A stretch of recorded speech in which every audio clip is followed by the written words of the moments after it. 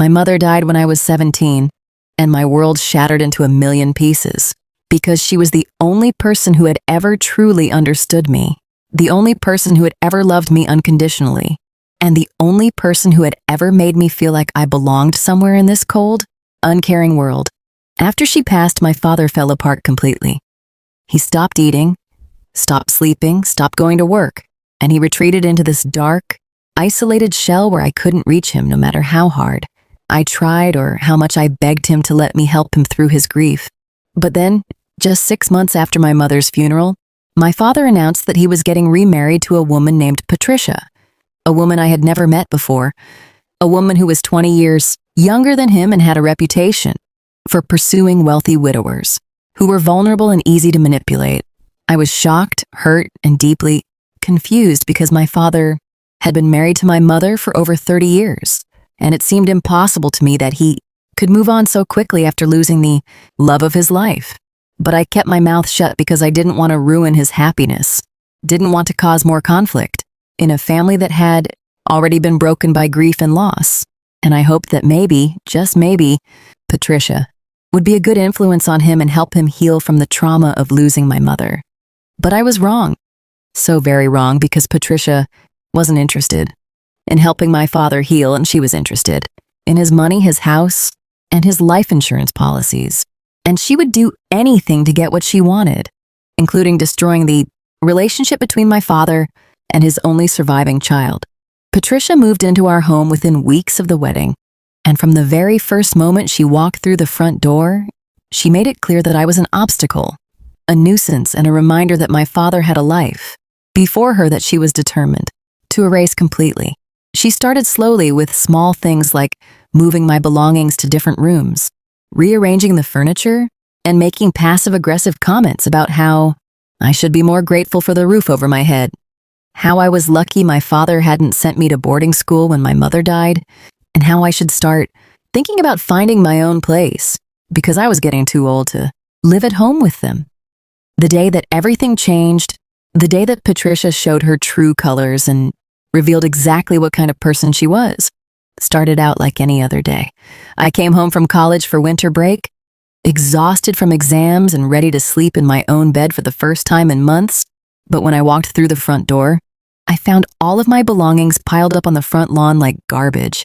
My clothes were thrown across the grass. My books were scattered everywhere. My photos and personal keepsakes were dumped into boxes that had been carelessly stacked on the driveway. And Patricia was standing in the doorway with her arms crossed and a cruel, satisfied smile on her face that made my blood run cold. She said, "Your father and I have decided that it's time for you to move out.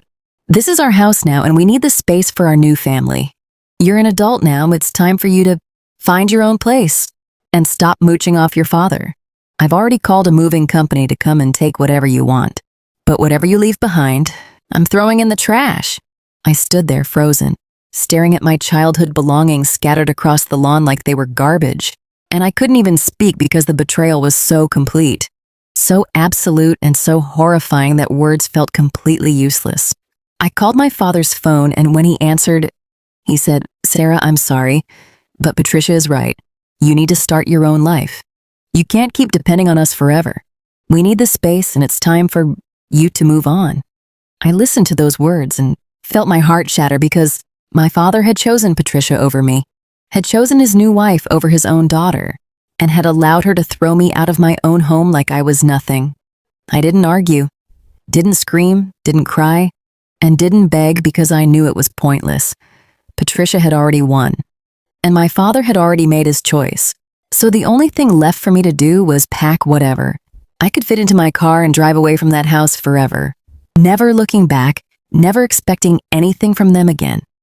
Moved to a small apartment in the city, got a job at a local cafe, and enrolled in community college, determined to build a life for myself without any help from the people who had abandoned me when I needed them most. I worked hard, saved every penny I could, and slowly but surely, I started to heal from the trauma of being thrown out like garbage by the people who were supposed to love me unconditionally. But there was one secret that I had never told anyone in my family, one secret that I had been keeping since my mother died, and that secret was about to change everything. The house that Patricia had thrown me out of The house where I had grown up, the house where my mother had lived and died, was legally in my name. Before my mother passed away, she had transferred the deed of the house into my name, telling me that she wanted to make sure that I was protected, that no matter what happened, I would always have a home and a roof over my head. Even if my father remarried or made bad decisions or tried to take away everything I had worked for, I had never told my father about the deed because I was waiting for the right moment, waiting for the right time to reveal this secret. And after Patricia threw me out, I realized that the right moment had finally arrived. I contacted a lawyer, filed the necessary paperwork, and waited patiently for the perfect opportunity to reveal the truth to Patricia and my father. The truth that they had thrown me out of my own house, that I was the legal owner, and that they had absolutely no right to do what they did to me. I didn't rush into anything because I wanted to savor this moment. Wanted to let Patricia get comfortable in the house she thought she had stolen. Wanted to let her decorate and redecorate and make all her little changes. And then I was going to tear it all away from her in the most devastating way possible. 1 year after Patricia threw me out, I showed up at my father's house with my lawyer, a pile of legal documents, and a sheriff's deputy who was authorized to enforce the court order that I had obtained through the legal process. Patricia opened the door, and when she saw me standing there with a lawyer and a sheriff, her face went white with shock and confusion, and she stammered, "What? What are you doing here? What is this? Why do you have a lawyer?" I handed her the legal documents, smiled calmly, and said, "Patricia, I'm here to inform you that you and my father are legally required to vacate this property within 30 days because I am the legal owner of this house, and I have decided to sell it." Patricia screamed, "That's impossible. Your father owns this house. I checked the deed. His name is on the deed." My lawyer stepped forward and said, "Actually, ma'am, the deed was transferred to Sarah's name by her mother's estate 2 years before her mother passed away. Your husband never legally owned this house. It was always Sarah's property, and she's exercising her right to evict you and sell the property." Patricia collapsed to the floor, sobbing and screaming, and my father rushed out of the house, his face red with anger, and he shouted at me, "How could you do this? How could you do this to your own father?" I looked him straight in the eyes and said, "You threw me out of my own house, Father. You let your new wife dump my belongings on the lawn like garbage. You chose her over me, and now I'm choosing myself. You have 30 days to find another place to live, because this house is no longer your home." It never was. I walked away from that house and didn't look back. And for the next 30 days, I didn't answer any of Patricia's calls or messages because I wanted her to sit with the fear, the desperation, and the complete loss of control that she had made me feel when she threw me out of my own home like I meant nothing. I didn't just evict Patricia and my father. I sold the house to a developer who planned to tear it down and build luxury condos, and I made sure that the sale was finalized quickly so that there was absolutely no way for Patricia to stop it or reverse it. Patricia and my father had nowhere to go, and they couldn't afford to buy another house because my father had spent most of his savings on Patricia's expensive tastes, designer clothes, luxury vacations, and all the other things she had demanded from him when they first got married. They ended up living in a small, cramped apartment in a bad part of town, and Patricia's friends and family stopped talking to her because they were embarrassed by her fall from grace and her complete inability to maintain the wealthy lifestyle she had stolen from my father.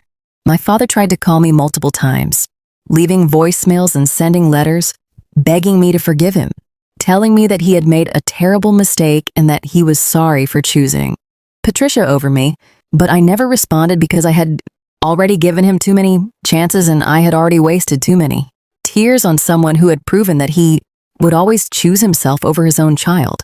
I heard through mutual friends that Patricia eventually left my father because she couldn't stand living in poverty after being used to the luxury and wealth that she had stolen from him. And my father was left completely alone with nothing but his regrets and the memories of the daughter he had thrown away. I didn't feel sorry for him because I had warned him, had begged him to see what Patricia was doing. But he had turned a blind eye because he was too weak and too desperate to see the truth. And now he had to live with the consequences of his weakness and his cowardice. Today, I live in a beautiful apartment in the city. I have a successful career and I have built a life that I am proud of. A life that I built entirely on my own terms, without any help from the people who were supposed to love me unconditionally. I don't think about Patricia very often anymore because she doesn't deserve a single moment of my time or energy. But when I do think about her, I remember that she was the one who threw me out of my own house. And now she has nothing while I have everything.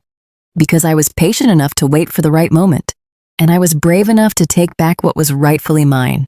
My father still sends me birthday cards and Christmas gifts. Still leaves voicemails telling me he loves me and misses me and wants to make things right. But I don't open the cards. Don't listen to the voicemails. And don't consider him family. Because family doesn't throw their children out like garbage.